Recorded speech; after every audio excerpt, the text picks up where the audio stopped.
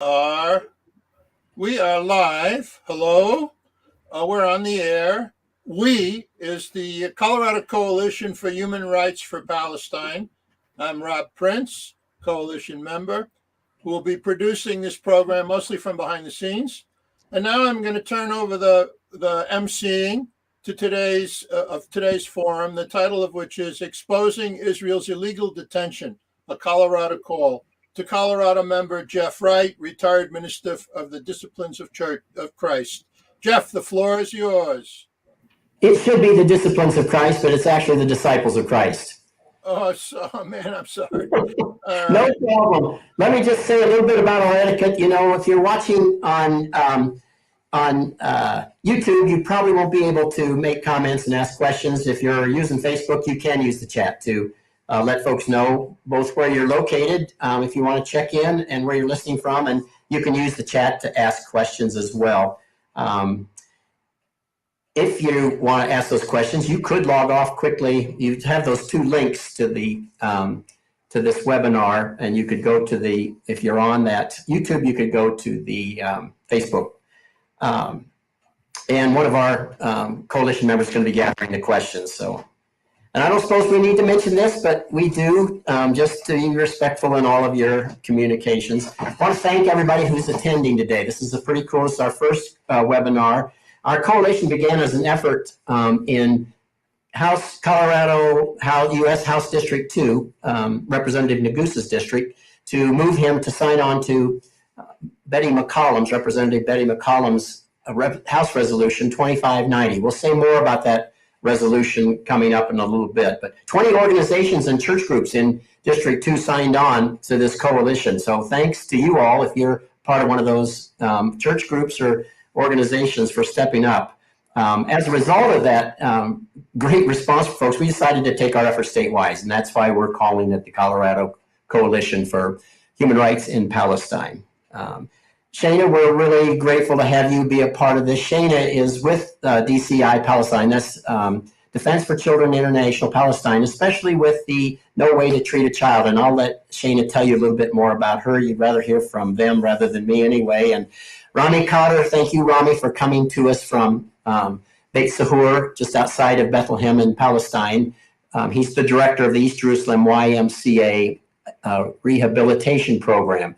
My wife and I have volunteered there. Janet's a mental health therapist, and she, with some other internationals, trained the therapists there in the use of EMDR, which is mental health therapy for treating trauma and PTSD. So let's just get right into it so we'll have more time for questions at the end. Shana, do you want to start us off just describing child detention and briefly its effects? I know Rami will talk a little bit about that. Absolutely. Thank you, Jeff, and thanks to the Colorado Coalition for Human Rights for Palestinians for pulling together this webinar and expanding your efforts statewide throughout Colorado. So I'm going to start by giving a little bit of background just about who Defense for Children International-Palestine is, talk specifically about the issue around Palestinian children detained and prosecuted in Israel's military court system, and then I'll hand it over to Rami to talk more about the personal impact on children and families and the work that they're doing at the YMCA. And then I think I'll come back in and talk about more about the No Way to Treat a Child campaign, Representative McCollum's legislation, and the ways that folks can get involved in supporting that. But first, I want to just talk a little bit about who Defense for Children International-Palestine is. Despite the fact that I'm speaking to you from Brooklyn, New York, DCIP is actually a local Palestinian human rights organization. We're the only human rights organization devoted exclusively to protecting and promoting children's rights in the occupied Palestinian territory. And that includes the West Bank, including East Jerusalem and the Gaza Strip. And we document all sorts of violations that take place against Palestinian children, everything from fatalities to injuries, attacks on schools and the right to education, and settler attacks, violations of the right to health care, and so on and so forth. But our roots actually began as a legal aid society over 30 years ago. In 1991, we were established, and we were really just providing legal aid to Palestinian children who were detained and prosecuted in Israel's military court system. What we started to recognize through this representation is that the stories that we were hearing from Palestinian children about their treatment during their detention experience had they were largely the same, and we were documenting really and hearing about the same types of human rights violations, due process violations, and realized that these violations are widespread, systematic, and institutionalized. And so that led us to expand our work from just representing these children to documenting the types of violations that they experience.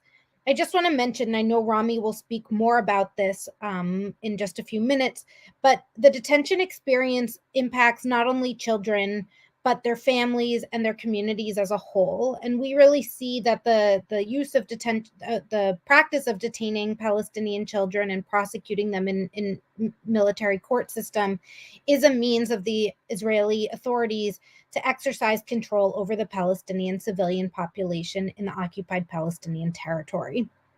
And it doesn't just impact these children who are undergoing the experience as they're experiencing it, but these are the detention experience will impact these children for the rest of their lives. So I want to just take a step back for a minute and zoom out, since I know some folks on this call are less familiar with Palestine and the situation of occupation there. So first of all, when I'm talking about child detention, I'm speaking about children who are living in the West Bank, but not within East Jerusalem, since East Jerusalem was annexed by Israel after the 1967 war. Palestinian children who live there are detained and prosecuted in Israel's civilian court system. So we're talking about children living within the West Bank. And within the West Bank, there are really two separate and unequal legal systems operating at the same time. For Palestinian civilians living in the West Bank, they are tried and arrested, detained, and prosecuted under military law in Israeli military courts. For Israeli settlers who are living in the same territory, they're prosecuted under Israeli civilian court system.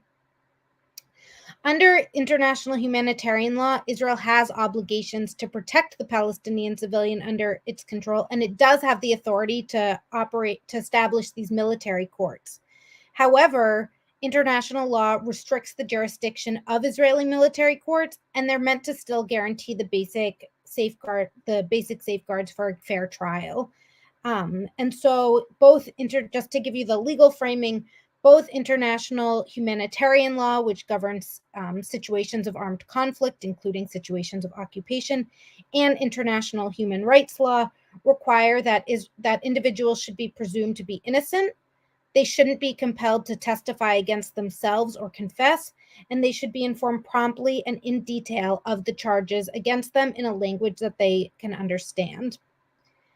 Trying civilians, including children, of course, in military courts is something that should be exceptional. But each year, Israel automatically and systematically prosecutes somewhere between 500 to 700 Palestinian children each year in its military court system.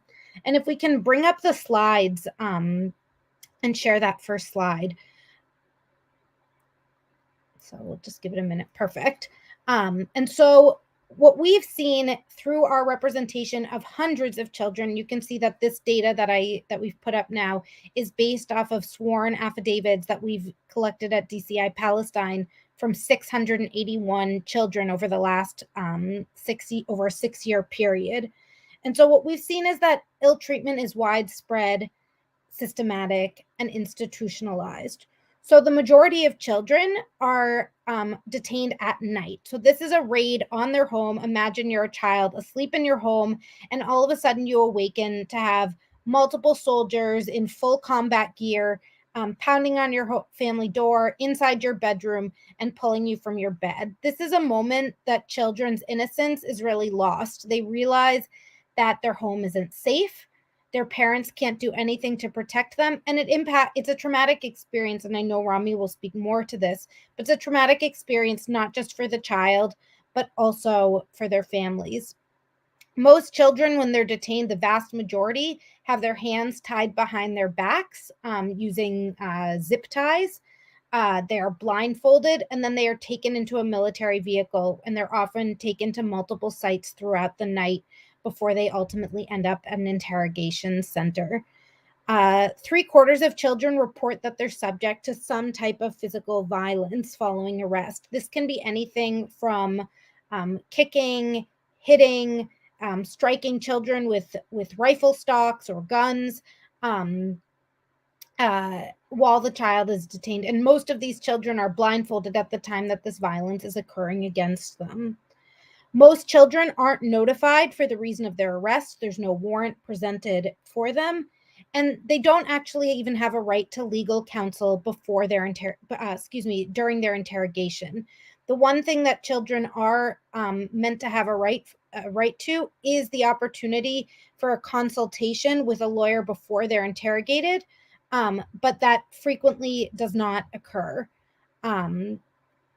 The majority of children aren't properly informed of their rights, and very, very few, nearly almost none, actually have a parent or guardian present while they're being interrogated.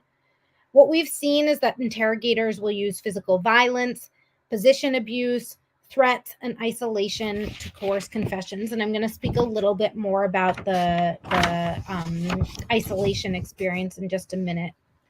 Most children sign forms or presented with forms or either confessions or statements or other documents which are in Hebrew, which is a language that most Palestinian children don't understand. They speak Arabic.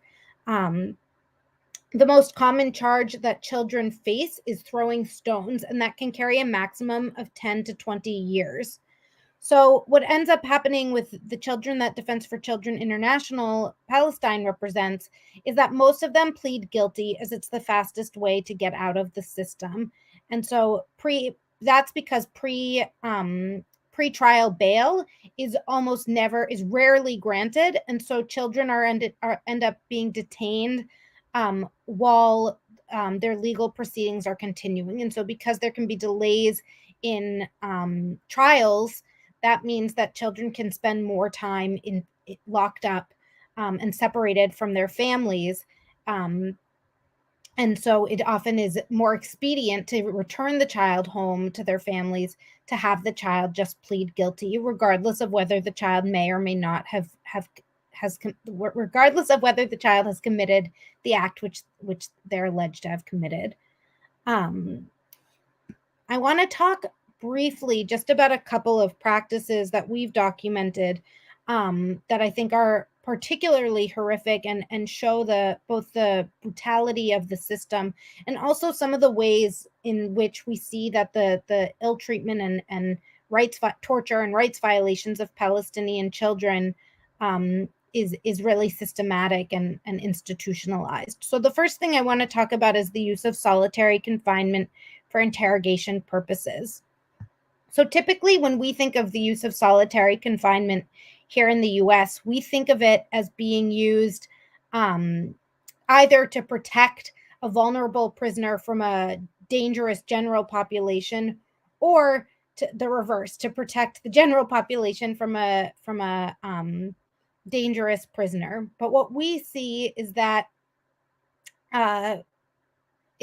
children are being are isolated during their interrogation period as a means of breaking them and coercing them and compelling them to either confess to something they allegedly have done, or to give information about others in their community. And so we obviously can't get inside a solitary confinement cell. And so we have this illustration that a Palestinian graphic designer did based off of the testimonies that we hear from children. And so we've documented, actually, in the last 6 years, 155 Palestinian children who have undergone the experience that I'm about to share with you. They describe being held in a small room with a mattress on the floor, a smelly toilet. The entire room smells bad. There's no natural light. There's just a vent at the top to let some air circulate, very little air circulate. Children describe having lights on 24 hours a day, so they're disoriented, not knowing whether it's day or night. They talk about the colors of the walls and the colors and the lighting as being harmful on their eyes. And there are actually protrusions coming out of those walls so that the child can't lean against the wall. And so they're put in a position where they're incredibly uncomfortable.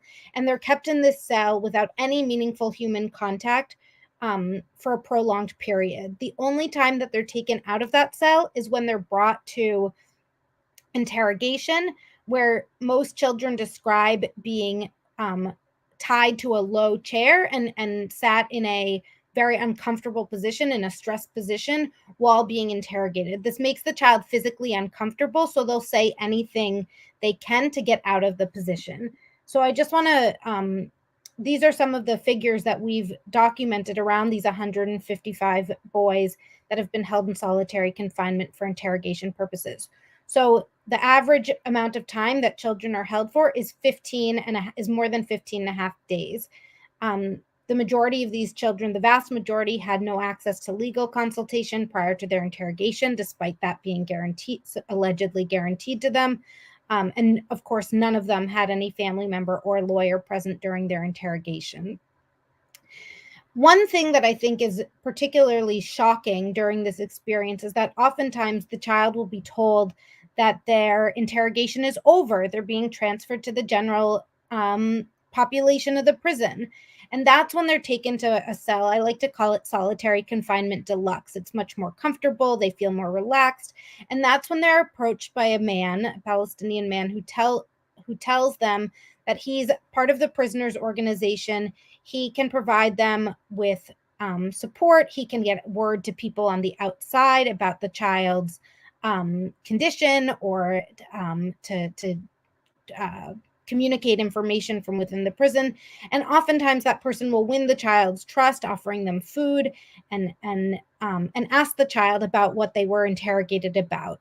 And the child will frequently talk about the things that they've done. We've even had cases of children who've talked about exaggerating about crimes that they did not commit because they wanted to impress this person and earn their trust. And after a few days, the child will be brought back to their original interrogation center, interrogation room. And that's when they realize that the person who they thought was their ally inside their prison and someone helping them is actually an informant or an undercover intelligence officer.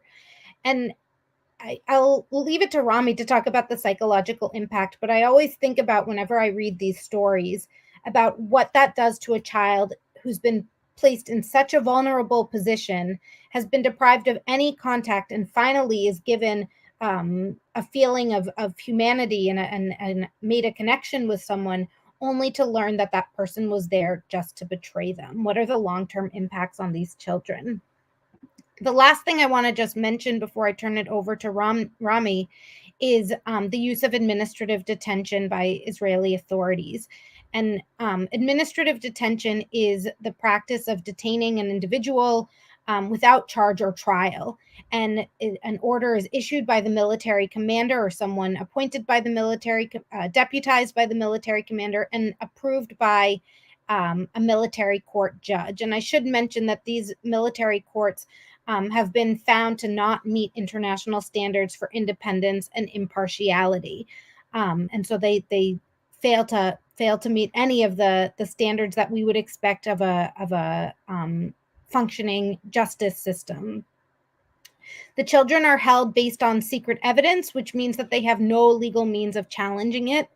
And this, under international law, is really meant to be used in strictly limited circumstances when there is no alternative and must be used for the imperative reasons of security. So thinking about the idea of a ticking time bomb, where you're trying to get information or prevent something from imminently happening. You can't just hold someone arbitrarily because you think that they might commit a bad act, or that they have committed a bad act, but you don't have the evidence to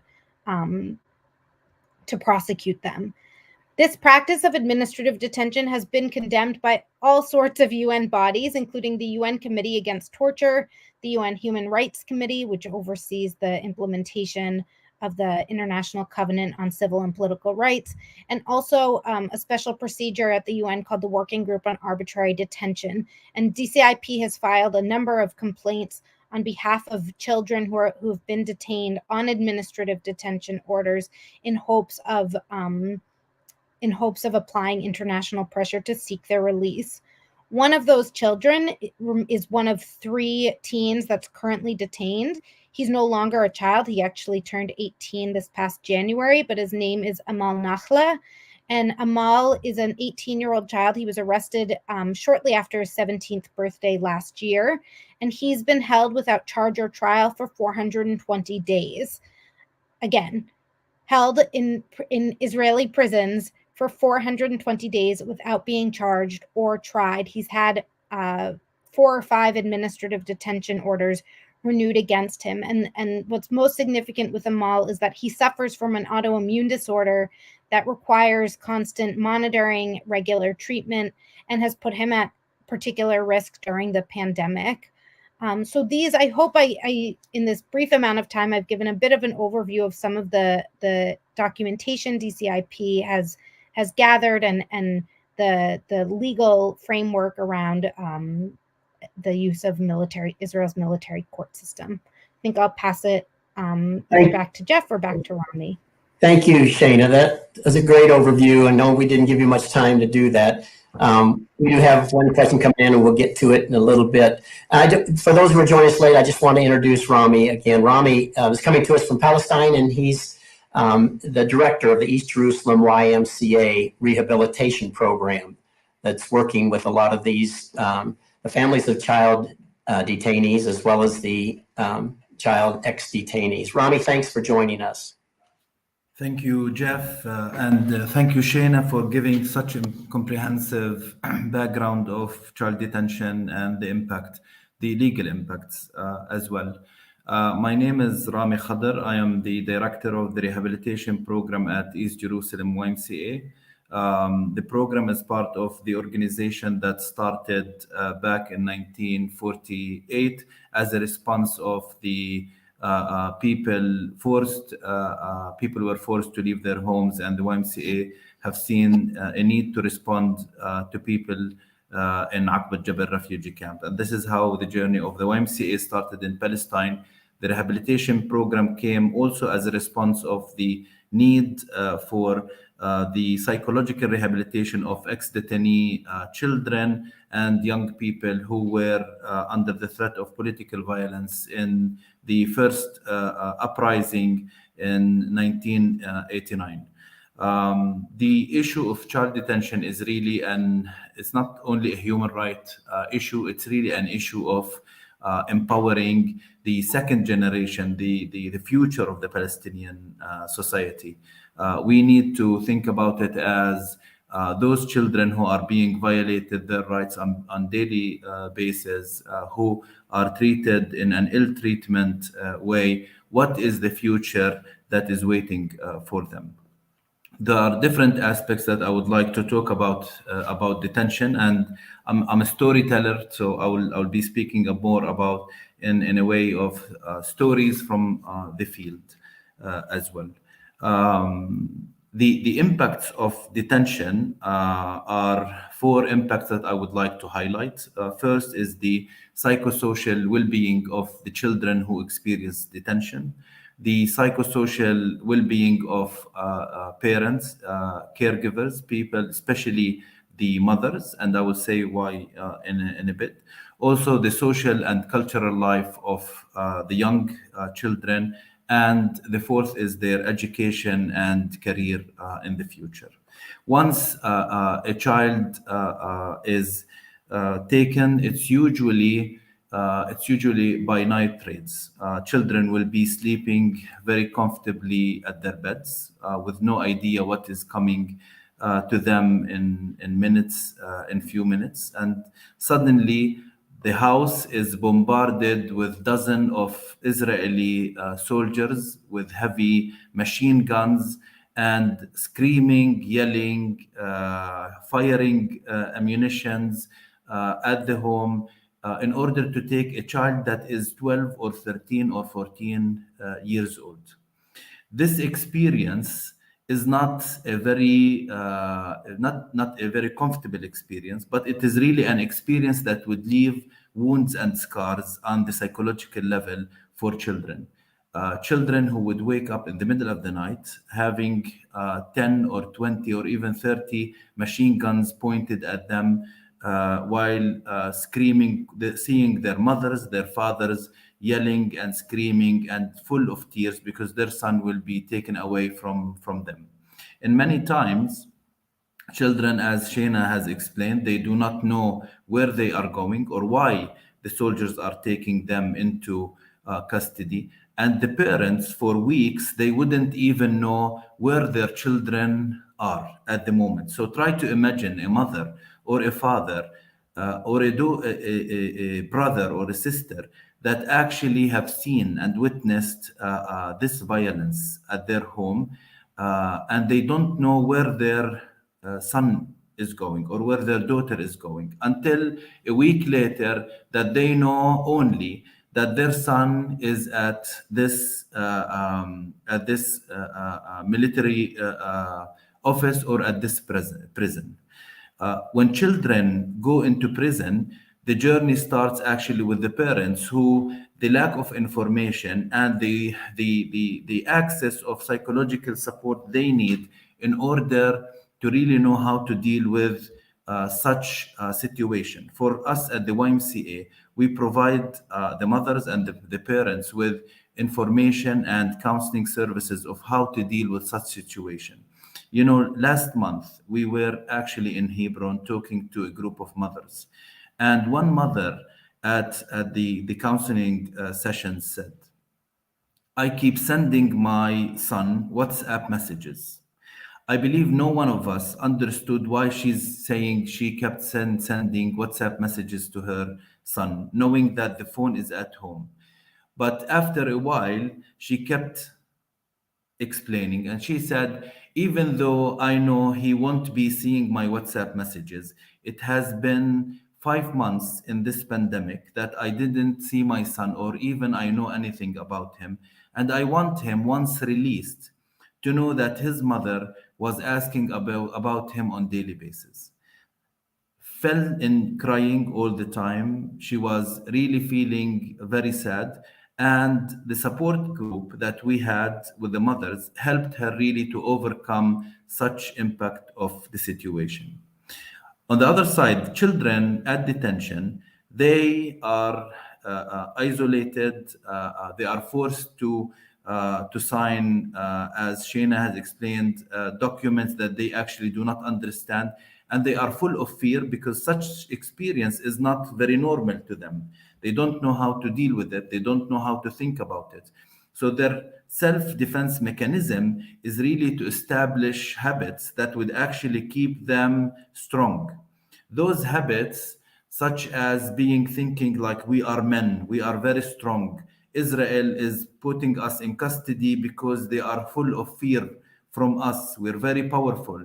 And then the child starts to think differently, start to think that they are not children, start to think that if I think as children, I will be weak. For this, children, once they are released, they are isolated for so long, even if their custody period was so for a couple days or week. I mean, the whole situation forced children to think differently and to be outside of their comfort zone as well. So at times they, on the emotional level, they start to experience different emotions that actually would leave them weak and vulnerable. Many children, when they go out of prison, they keep being isolated in their rooms. They don't want to interact with their parents. They don't want to interact with their friends anymore. And this is how the parents would call our counselors and ask them to come and talk to their children, because they cannot really, they don't know anymore their children. They don't know why my children is behaving this way. Sometimes they get angry. They treat their children really badly at this point because they don't understand what their child is going through psychologically. So we try to provide the support for the families as well in order to understand what their children are experiencing. Because many of the children, they actually, because of the ill treatment, because of the abnormal situations they are put during custody, they start to develop PTSD symptoms. And this way they become fearful, they become isolated, they don't want to interact with everybody. They feel like the soldiers are at their door every time. Every noise they hear, it is a noise that the soldiers are coming back to us. So their life is really turns into hell. And this way, we go to the children and we help them to heal them from the scars of detention, the psychological scars of being detained. But this is not only the only needed intervention. The intervention also, the second step of intervention, once we heal the child, is that we put children all together in groups so they can understand that this situation is not only that I'm the only one who faced such situation, that there are other children who I can speak with, who can I openly tell them about my fears, and we can share fears without judgment. And this way, it humanizes the child's face in front of himself, but also in front of others. Once the children are healed from such situations, which I'm not sure that it's easy to do, sometimes it takes really years to do so, we try to integrate them back into their school. In many cases, children, once they are released, as I said, they tend to think that we are men, we are very powerful, we don't need any school anymore. I mean, we had a situation that our classmates would never understand. So we don't want to go back to school. And this way, we really try to offer the ex-detainees with the needed counseling so they can really go back to school. We offer them with remedial education courses so they can overcome their academic difficulties to go back to school. And once they go back to school, we work with their psychosocial counselors at school in order to reintegrate them back into the school. If children are above 16 or 17 years of age and they are it's no way to get them back to school, we offer them with vocational assessment and vocational learning so they can actually learn how to be dependent and find the right vocation for them. And it is not really that we want to find them a job. This is important, but this is not actually our aim. Our aim is that we want to reintegrate them back into the society, reintegrate them in a way that they feel that actually they are important and they are productive and they are part of their society, just as any other child living in the context. Do you know, today we were in Hebron visiting with mothers and children who experienced detention.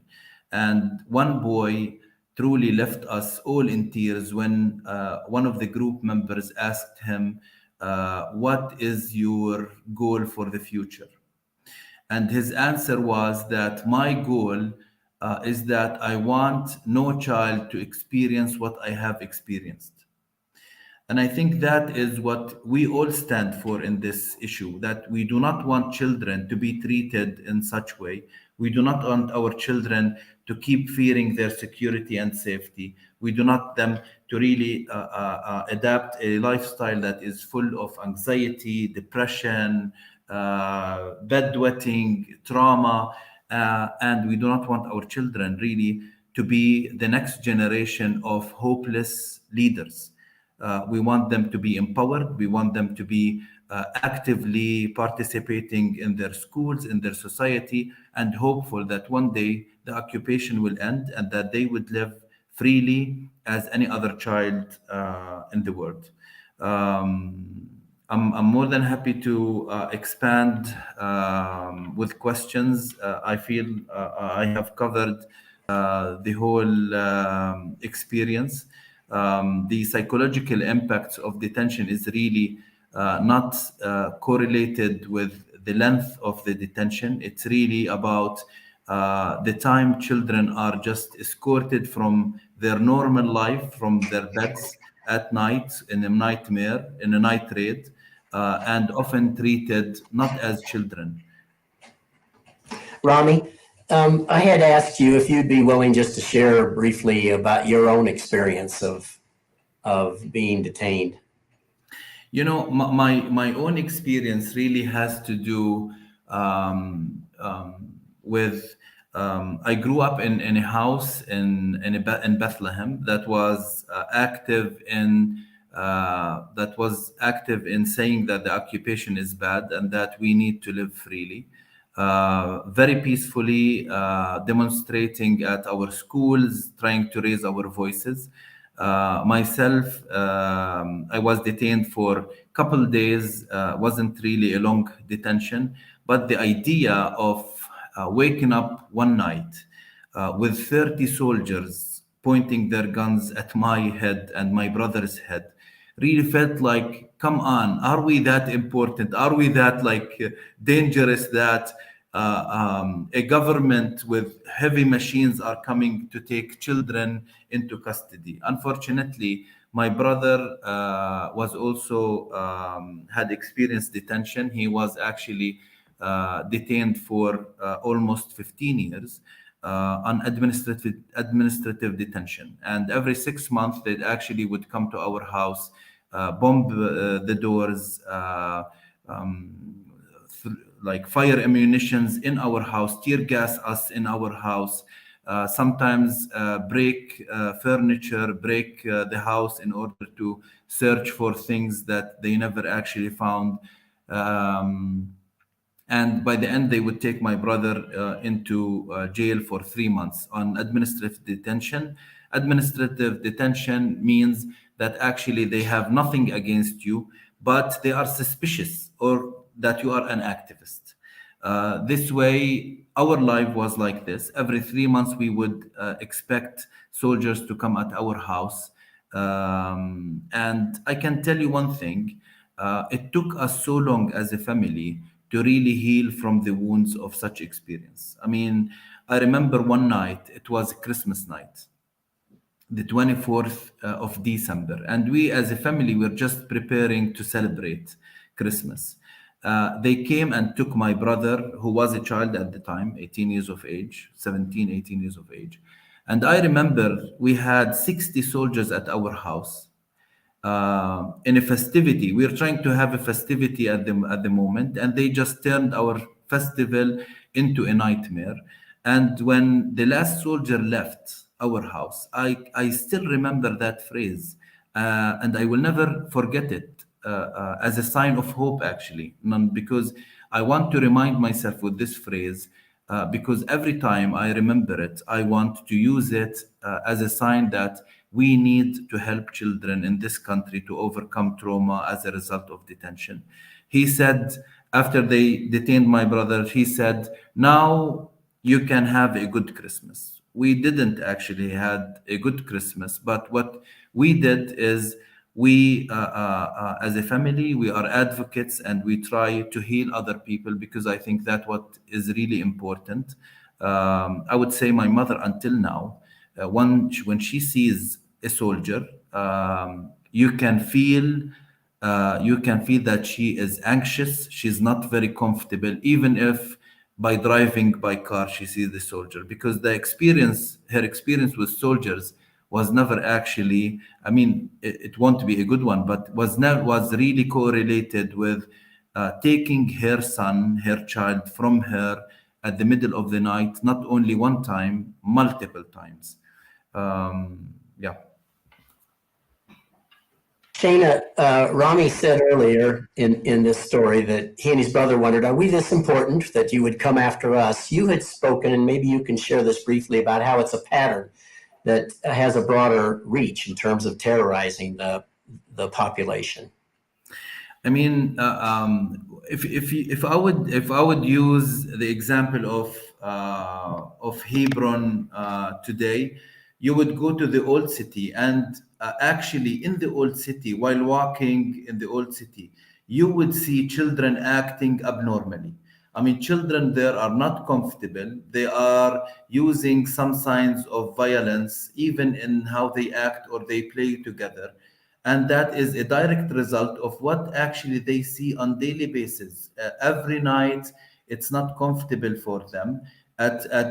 During the day, they are experiencing settler violence and soldiers coming to their homes and their areas firing munitions and bullets. And at night, they are always hearing sound bombs, tear gas bombs that would leave them vulnerable, would leave them fearful all the time. And I think what is very hard here, Jeff, is that children are seeing their parents are not able to protect them, while parents are also feeling very guilty, very sad about not being able to protect their own children.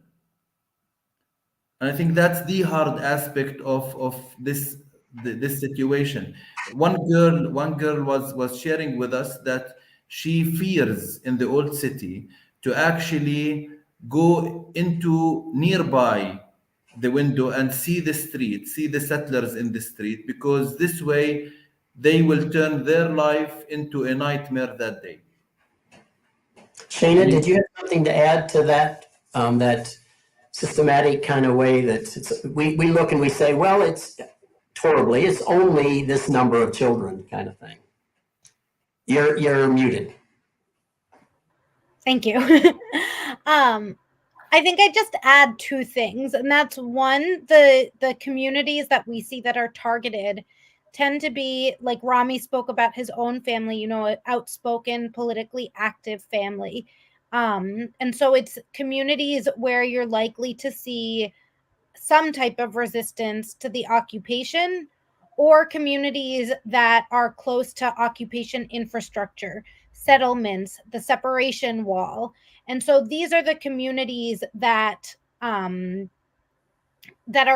targeted. And so they're facing that trauma over and over and over again because they're having multiple children from the community arrested. It also, we found, can lead to because children are often pressured to make confessions against others in their community, it can lead to tensions within communities where children might be making allegations against other children, regardless of if those other children have done anything, but as a means of alleviating the pressure that's put on the original child. And that can create tension within families and lead to fragmentation within communities that might be resisting the occupation, like we saw in communities like Nabi Salah, which had weekly protests against the settlement taking over the spring across the street from the community.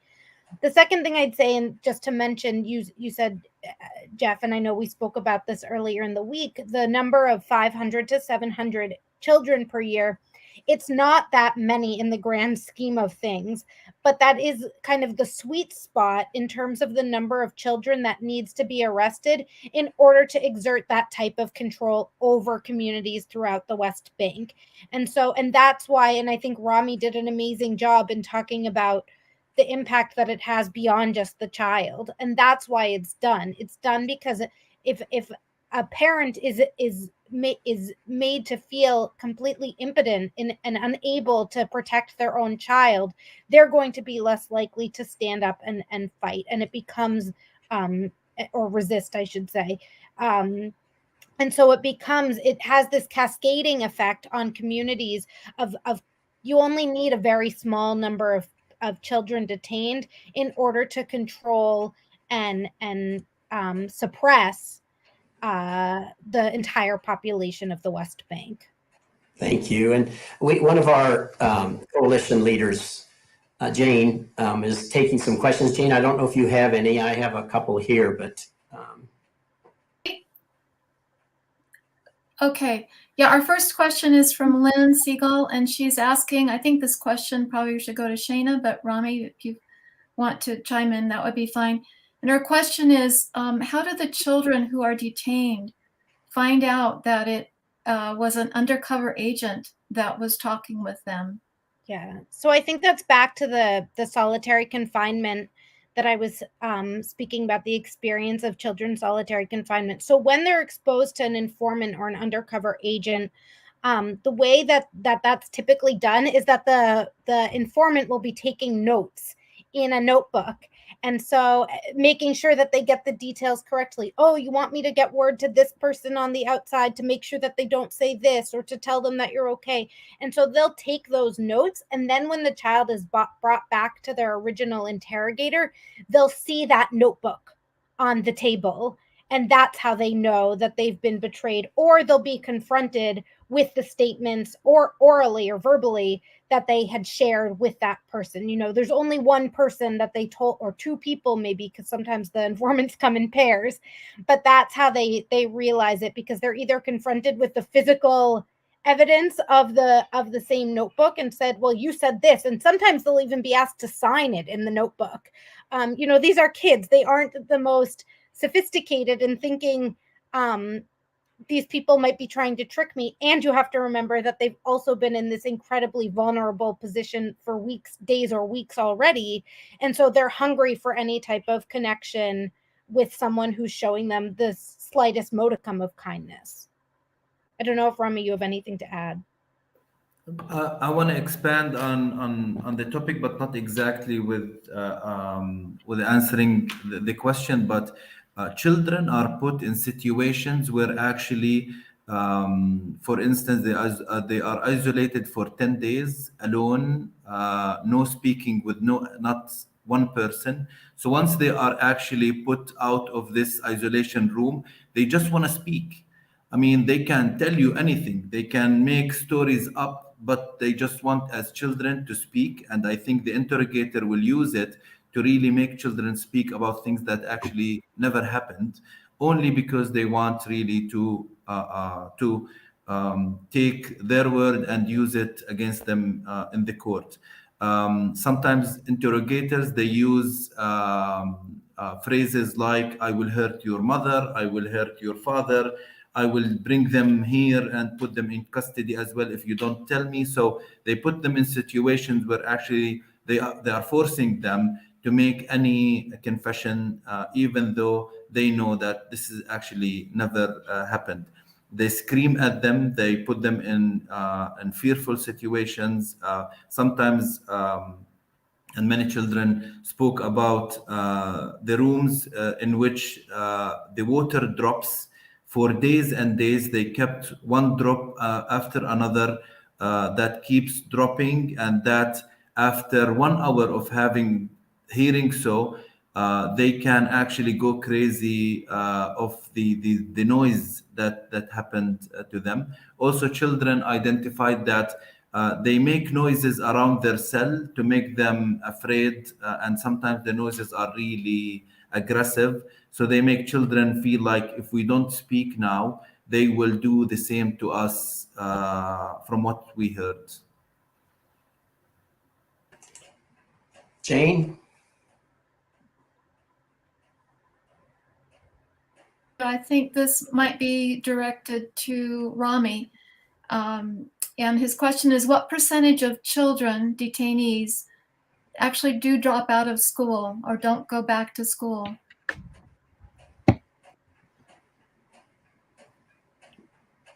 Rami, you're muted. Let me be clear here. If children are below 15, we really work hardly, even though that they want to drop out of school, to really counsel them in order to bring them back. I would say 50 or even more than 50% actually do not go back to school. The numbers are very high.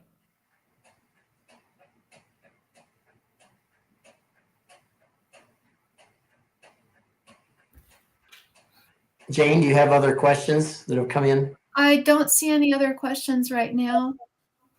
I think Shana also talked a bit about this, but even the numbers are are not large. But when you take a child into custody, you are putting his whole family in a constant fear, his whole community as well, and all children they know.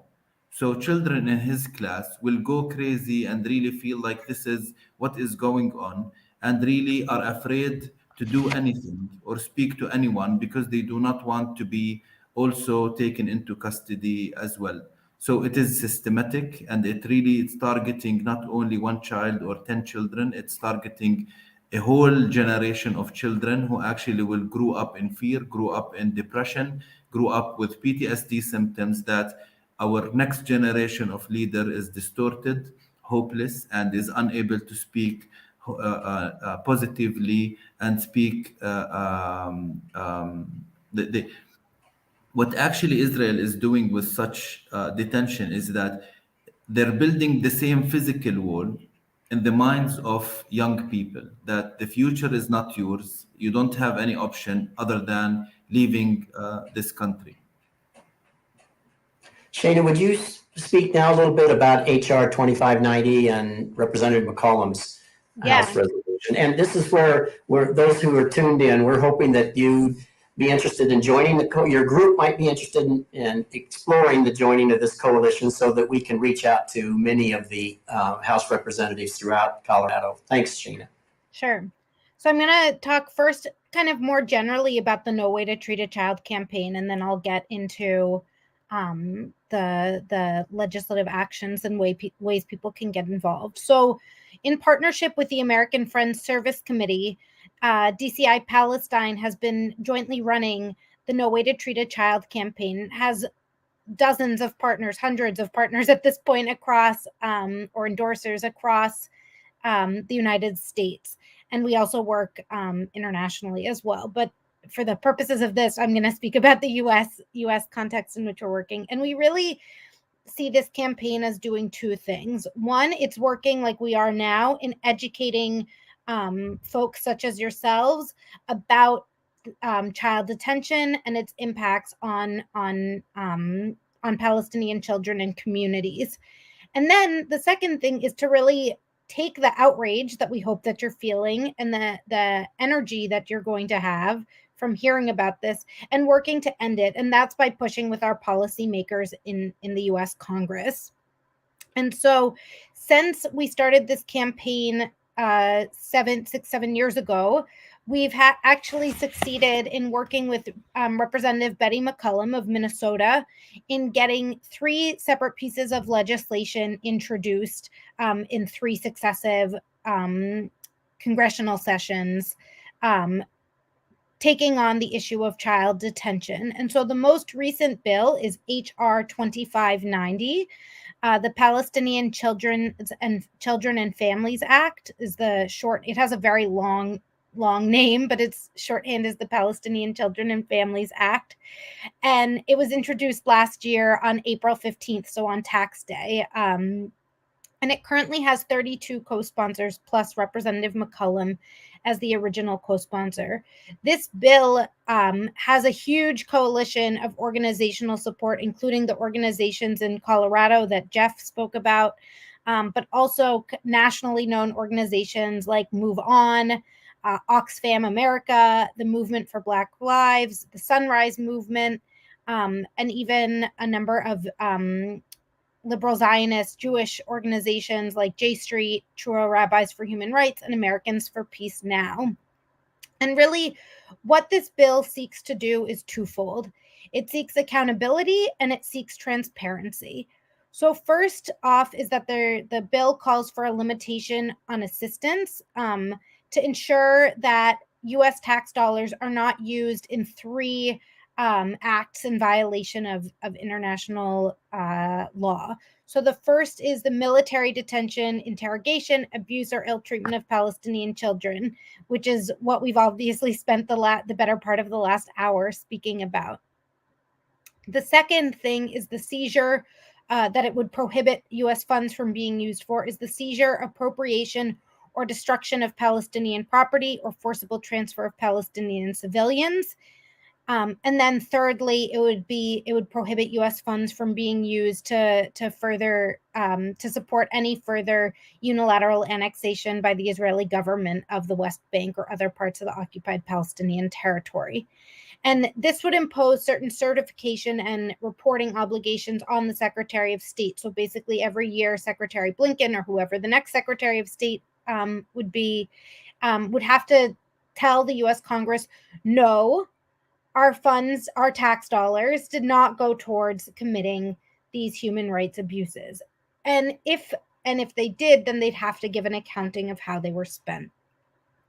The bill also requires the Secretary of State to include detailed information on human rights violations regarding those prohibited activities that I spoke about. So this monitoring aspect and ensuring that the U.S. government knows what's going on.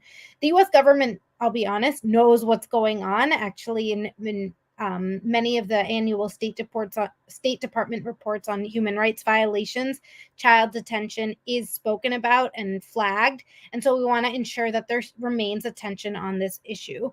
And then the third thing that the bill does is it requires the General Accountability Office to submit an annual report detailing how Israel spends about $800 million that the U.S. Basically gives to Israel to spend within the Israeli, to spend on weapons in Israel. So basically, of the $3.8 billion that our country gives to Israel each year, about $3 billion of that comes right back into our own weapons industry. It's money that's used to buy, fighter jets or ammunition from U.S. suppliers, but $800 million of that is actually given as a check to Israel for them to spend however they see fit, and there really isn't any accounting. So it's hoping to it would require an accounting of how those funds are spent. Now, so I know that's a lot. There's a ton of resources on the No Way to Treat a Child website, both explaining the bill, explaining more details about child detention, fact sheets, infographics, news articles about children detention. So I encourage folks to get involved in the No Way to Treat a Child campaign through that. We also host monthly webinars. We just had our most recent one this past Tuesday afternoon or morning, actually, for Coloradans that focused on Gaza, but frequently those focus on child detention issues and give an update about what's happening related to child detention and new things that we are monitoring and documenting. And so we'd love to invite folks who are interested to join us on some of those webinars and check out some of the resources that we've made available.